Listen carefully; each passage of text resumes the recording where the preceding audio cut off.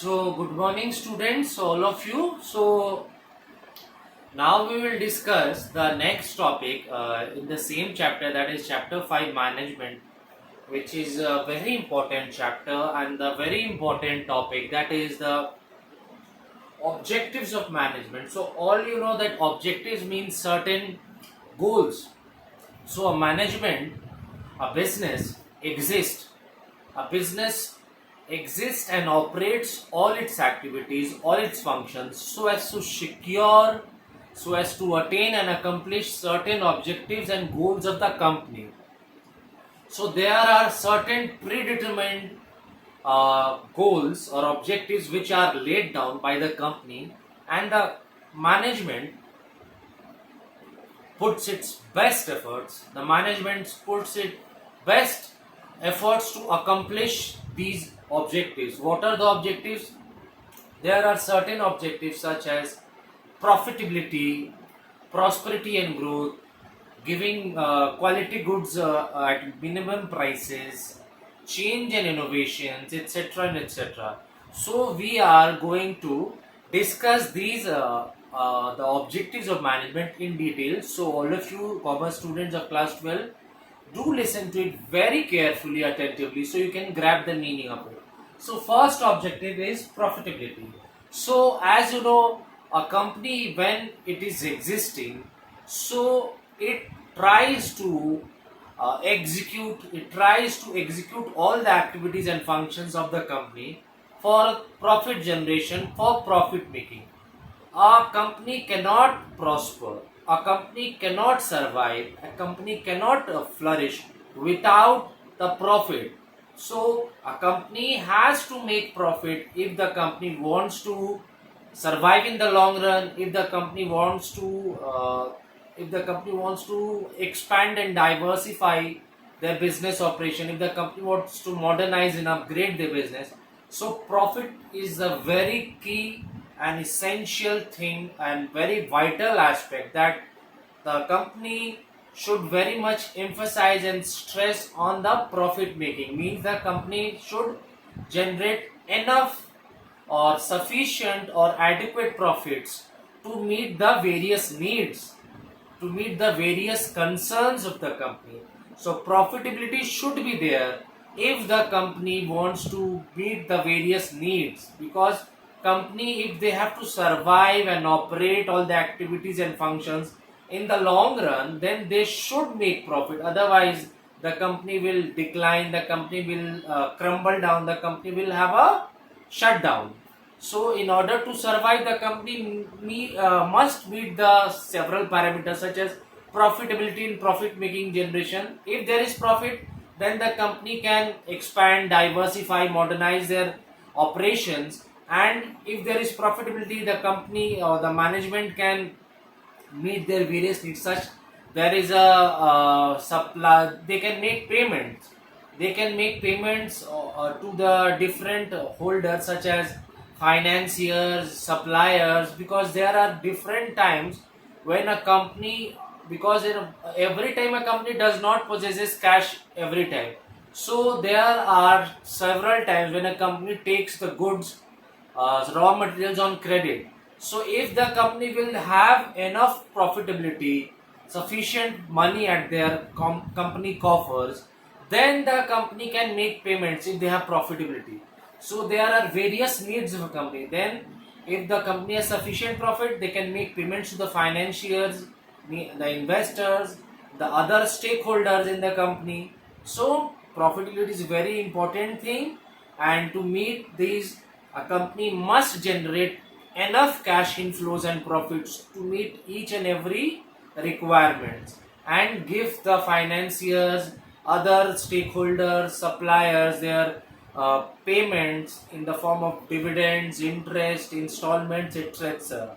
So company, how a company can make profitability, this is also a question. A company can make profitability by ensuring that the company makes optimal usage. The company makes optimal usage of all the resources. As we have discussed, there are various resources such as financial, human, physical, manpower, material, money, machinery, and method. So the company should make 100% usage, optimal usage of all these resources, so as to enhance the productivity, so as to get the higher productivity, maximum productivity of the goods and services at the minimum cost, so that the company can make the profitability. So now we will discuss. See, I have written here, because there is less space in the whiteboard, so I've written only the key terms, but I'm explaining all the things in details and bits and parts. So a company management must ensure the company or the enterprise must have sufficient profits or adequate profits, so that the company can meet its various needs, such as payment to the creditors, such as suppliers, finances, etc., other type of stakeholders. They have to pay the installments in the form of dividends, interest, EMIs, etc., because a company do not possesses every time cash, so they have to take all they, because if a company needs to operate all the activities and functions, they have to take help from the creditors in the form of credit, so as to continue. Profitability is a very important term. That's why, in order to ensure profitability of a concern, a company must stress, a management must stress or put significance on that. The goods and services should be produced in a very minimum cost, and using the optimal and full utilization of resources. Now we move to the prosperity and growth. So when does a company achieve prosperity and growth? Because prosperity and growth is determined by when a company always achieves their stipulated when a company always achieves the goal or the objectives within the stipulated time frame period. So prosperity and growth of an organization determines that an organization is very much successful and is reaching and accomplishing the organizational goals within the due time. And to achieve those things, to achieve the prosperity, flourishment, and growth of organization, an organization must ensure that the organization and the management must make the use of the resources, that is human resources, financial resources, physical resources, men, material, machinery, methods. All these 5 M should be combined together collectively, so as to produce the goods and services very much at a very much reasonable and fair prices, and the cost should be minimum, and the company should generate enough cash inflows, so that the prosperity and growth of a organization is very much sure, and therefore prosperity and growth of the organization leads to the success of the organization, and both the employees and the employer are very much happy, because they are attaining the goals, and both the party are very much happy. So continuously ongoing, it always leads that the image of the organization should be always uplifted. It not should be down, it should be very much better, it should be very much higher. So continuously improving the image of the organization should be very high, have a very good sound image, have a very good image, reputation, goodwill. So continuously improving the image of the organization, and the people should give their best performance. As I have stated earlier, the people should always give their best possible way, make the best use of the resources, 100% optimal usage of resources, so as to extract the most benefit, most out of the resources, whether it's manpower, machinery power, money power, material, method, whatever it is.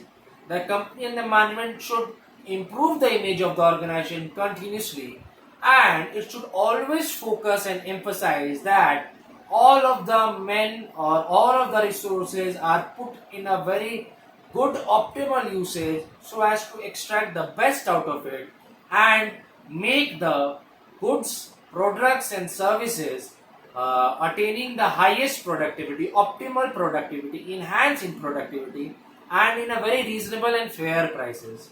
So Right type of leadership can help in gaining the optimal utilization of resources, and both the parties, employer and the employee, will be satisfied and happy that they are getting, the employer will be happy that they are getting the right turnover, they are getting the right profits, and the employee will be very much happy that they are getting the right and reasonable and fair remuneration for discharging the services. So this is the point number 2, that is prosperity and growth. Now we come to the next objective of management, that is change and innovation. So all of you are very much acquainted and familiar with the word change and innovation. So change and innovation is a part of a business, because in the business environment, in the business world, there is no such of that there is static in nature. So it is very much flexible, having a part of uncertainty and dynamism, because today is this technique being used, the next day the technique will be obsolete, the new technique will come.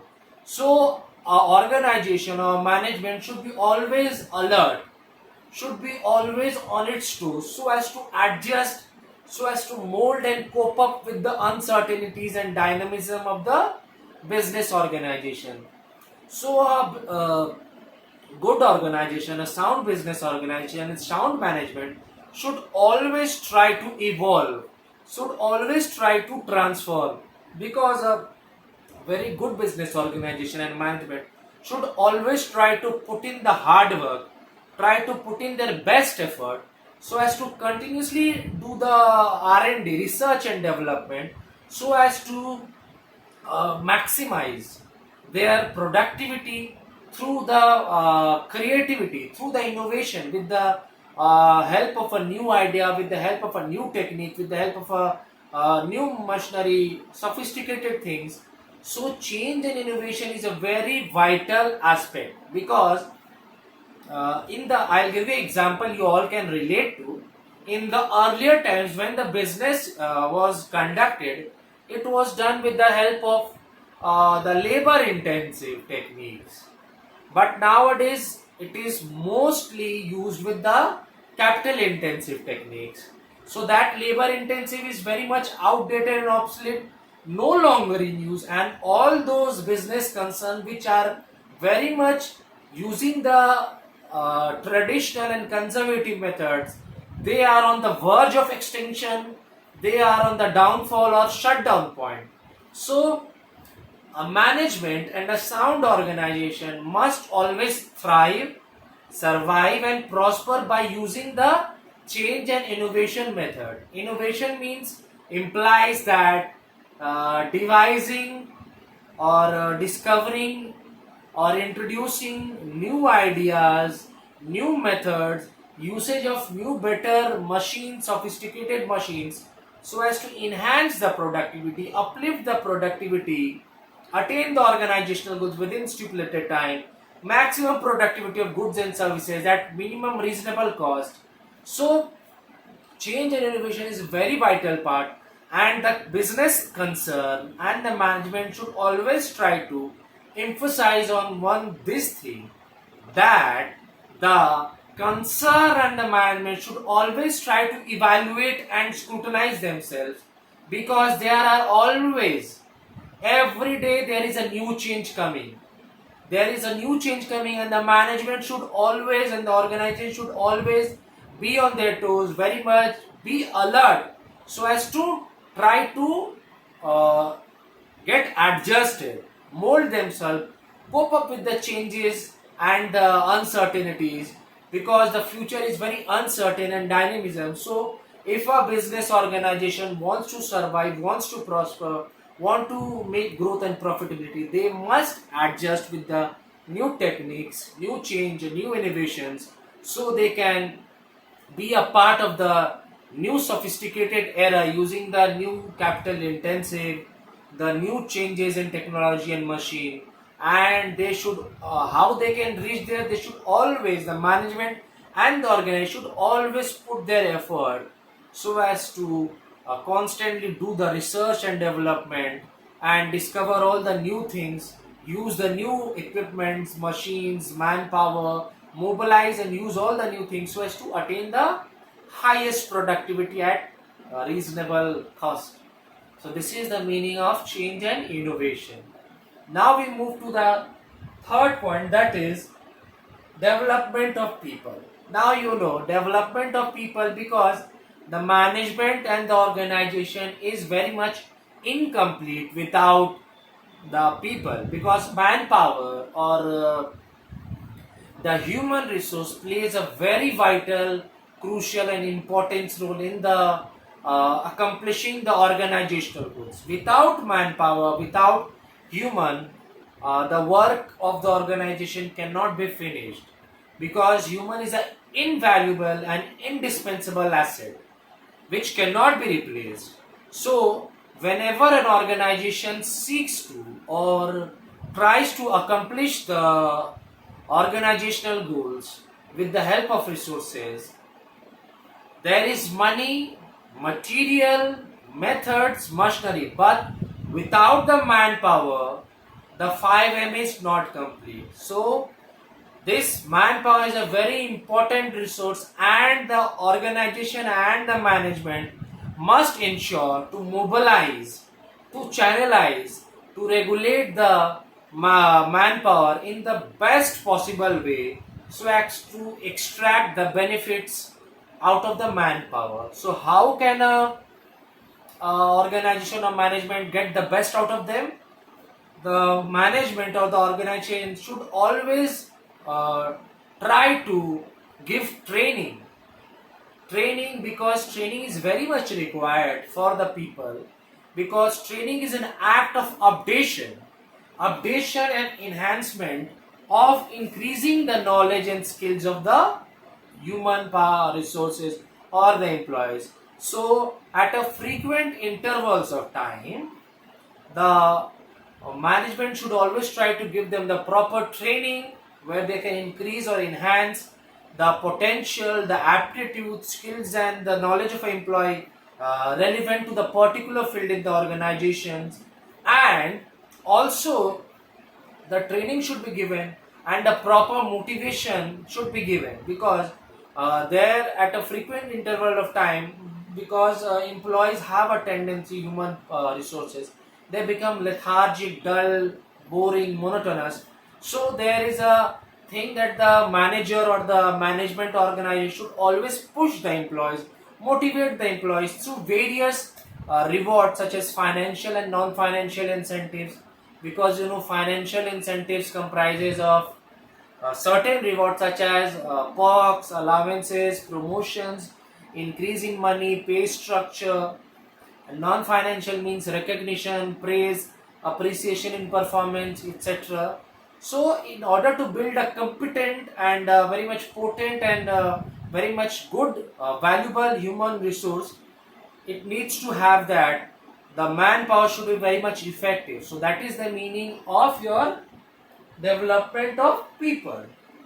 Now we move to the next point, that is discipline and morale. So the next objective of management is discipline and morale.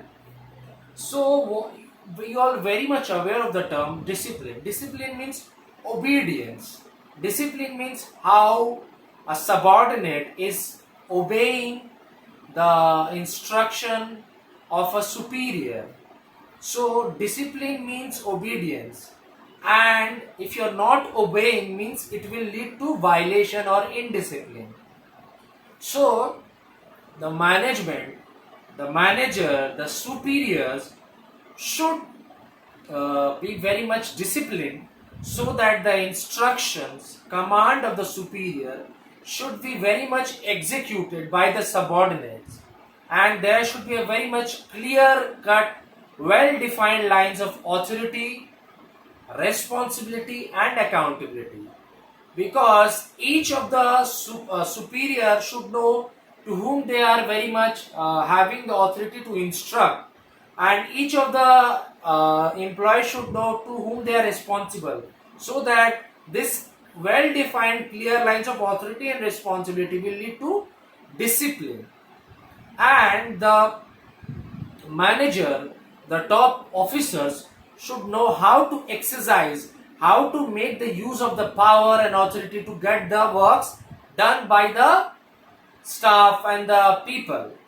And responsibility is the obligation to carry out the task. So the employees or the subordinates should know, so that they should do the task, uh, they should accomplish the organizational goals together within this stipulated time. So this is known as the discipline, means obedience and executing the duties, fulfilling the accomplishment of goals within the due time, and the superior and the top officers have the authority to get the works done, to complete the work done, to instruct the and command the subordinates, so that the work is being done, and the responsibilities on the shoulders of the employees or the subordinates. Because if a teacher is saying something, so teacher has the authority and the student has a responsibility to carry out the task, so you can relate with it. So the superior has the authority to instruct or command the subordinates to get the things done, to and the responsibility, on the contrary, responsibility means obligation to carry out the task. So this should be very much clearly well drafted. There should be no confusion to whom one is accountable and responsible, and the person who is having the authority. So the person who is having authority is a top superior, and the one who is responsible is the subordinate. So you can look here, improving discipline is done by exercising all these things: authority, assigning the work, responsibility, and morale. As I said, we have done in morale. I think so. We have done in the business studies morale. So morale means it refers to a sentiment. It is a feeling or a emotions or the attitudes of an individual or a group of people. So morale should be uplifted by the management, by the superiors, by the organization, so as to uplift. Because there are two types of morale: one is a good morale or high morale, and one is a low morale. So the morale can be uplifted by certain rewards. It can be financial and non-financial. As I've stated earlier, financial incentives comprises of your certain rewards, such as increase in pay structure, promotion, then your bonus, perks, allowances. Non-financial comprises of appreciation in work performance, recognition, etc. So now we'll move to the rightful decision making. This rightful decision making is a very important part.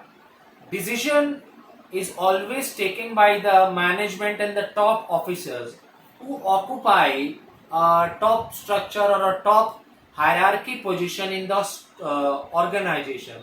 So decision is a very important and of crucial importance, because when a decision is taken at a wrong time, so it will fetch a very disastrous result. And when a decision is taken at the right time, a right decision at the right time can lead to fruitful and productive result. So the decision should be very much taken at a very timely, not delay and not before. Means the decision cannot be taken post or prior. It should be taken at the right time, and every everything's parameters should be in consideration. Carefully analysis should be done, careful scrutinizing, proper planning, all the relevant information should be taken into consideration, then should be decision taken. Because a good and a wisely decision should be taken, not that instantly, impatiently, hastily decisions can take the organization into blunder and can lead to disastrous result.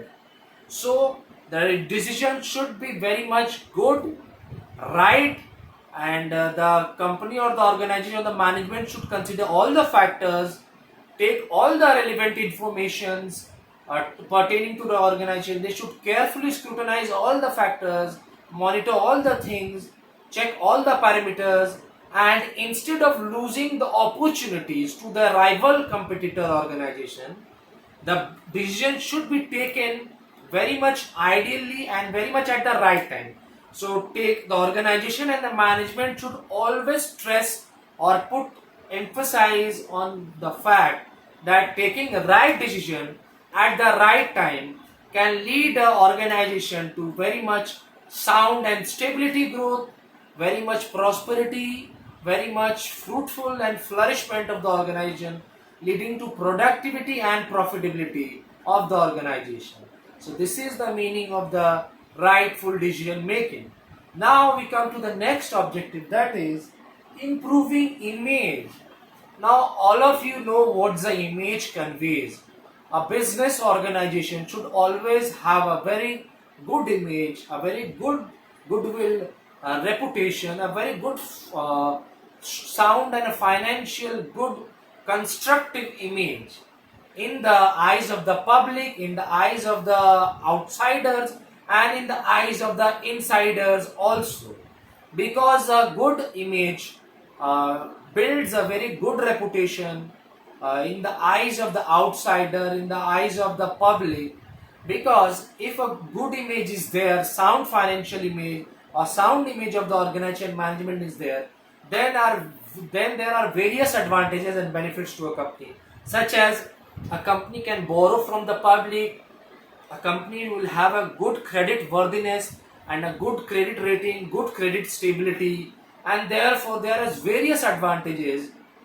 So the investors will invest money in the company, the financiers and the creditors will give credit to the company. So a company should always try to build a very good, improved and constructive image, such as very good image, reputation, brand, goodwill of the company, because a very good image will lead a company to a new heights, such as the financiers and the investor will invest money, the company will have a very good credit stability and credit worthiness, they can borrow from the public.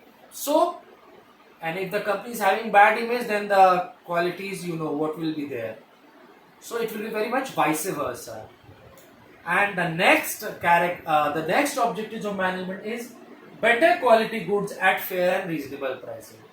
So this is also a very much objective which a management always tries to put focus or emphasize on, that a management should do some uh, parts for the society as well, because quality good, premium quality goods can be purchased by a elite, means elite group of the people, means those who are having high class, those who are having coming from the very high section of society. Like you take the example you all can relate to, like Ambani, Tata, Birlas, they can purchase the premium quality goods by paying premium prices. But what about the middle class and what about the poor sections of the society? So the company or the management and the organization should put always their stress or their emphasis that the goods should be of very much better quality, and the pricing factor should be also like should be reasonable, fair. So how the management or the organization can achieve this? Yes, the management and the organization can achieve this by taking several parameters and factors and determinants into consideration, like the eliminating and weeding out all the unnecessary wastages and making the best possible 100 possible optimal usage of all the physical, financial, human and the 5 M's: men, material, machinery, methods and machinery. So by eliminating all kinds of wastages and putting the use of best timely usage of efforts, time, money, and all the possible usage, optimal usage resources, the company can attain and accomplish the production of the better quality goods at a very reasonable and fair pricing system.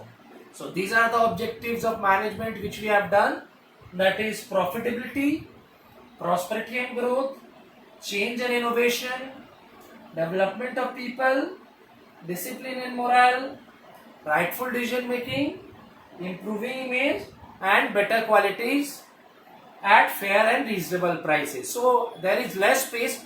So I have written one line. You can jot down at your respective copies, but I have discussed in very much detail. So as I am putting always stress that whatever I have spoken, you all jot down, make notes at your respective copies, so that you can write the quality as well as the quantity answers, because the ISC authorities and the examiners always put focuses and emphasis on the quality, the conceptual clarity, and the quantity of answers. So do listen to the audio clips what I have said so many times, and do watch the video very carefully, sincerely, and very much carefully and attentively several times, and do refer the commerce textbook, study all the lines very carefully, thoroughly, carefully and attentively. And if any sorts of doubt or queries or problems arises, then do not hesitate, do proceed, do text me, so I can provide you the required assistance.